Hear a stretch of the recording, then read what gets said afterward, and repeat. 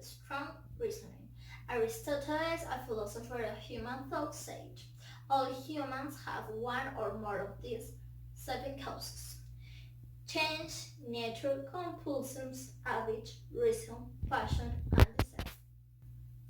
Today we live in a globalized world in which argue is common but not easy. Not everyone can persuade someone about an argument.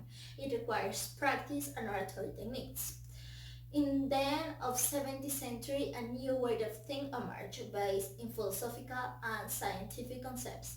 The argumentation had the purpose of defining an argument and persuade someone about thought with evidence and reasoning.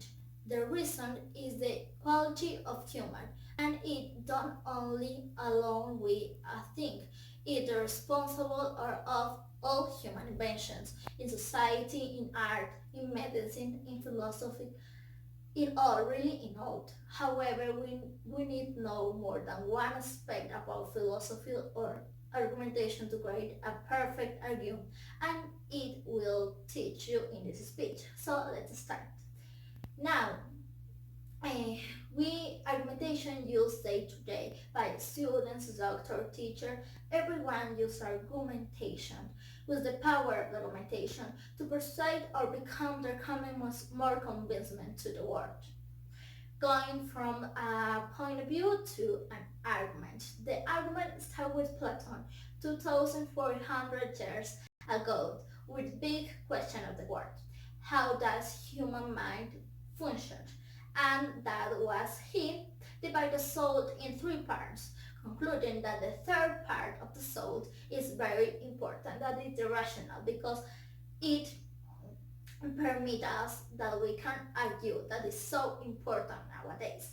But argumentation is not easy. It have a lot of types of arguments. But in this case, I'll just tell you the three main arguments that are deductive, abductive, and inductive.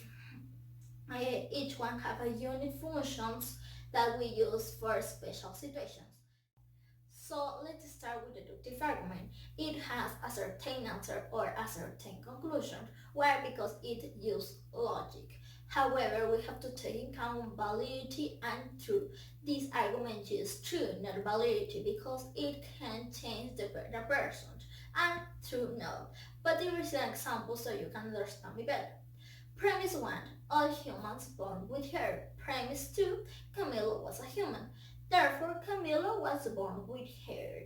Why is it a deductive argument? Because if Camilo is a human and all humans born with hair, Camilo was born with hair. And this is a solid answer, so, and it's a truth, so this is a deductive argument. Continue with inductive argument.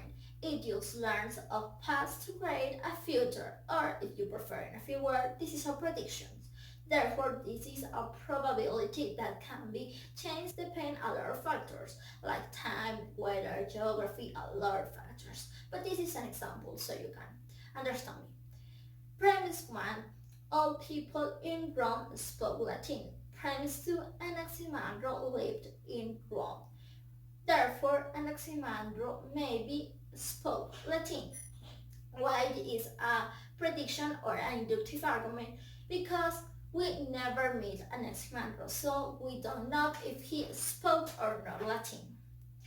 But continue with the last argument, that is abductive argument. This argument uses the information of situation provided. And the people that most common use this argument are doctors. Why? Because doctors use their knowledge to detect a disease in a patient. Here's an example. Premise 1. Yesterday Marcos was outside all the day and it was cold. Premise 2. Marcos today don't feel well. He has a flu, fever, a runny nose. Therefore, he has a flu.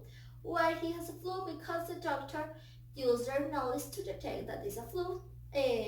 Why? Because the symptoms are of flu. Finally, argumentation is not just a talk of literature. It is the representation of human. For me personal, it was identified as of the rest of the animals. The argumentation may use our reason, and our reason is the most power weapon that we can find in this world, because the words for me are so important in this globalized world that like I said. I want to see quoting words of Aristotle one more time, that he said, human is a rational animal. And for me, this is a perfect meaning for a human. So, thank you.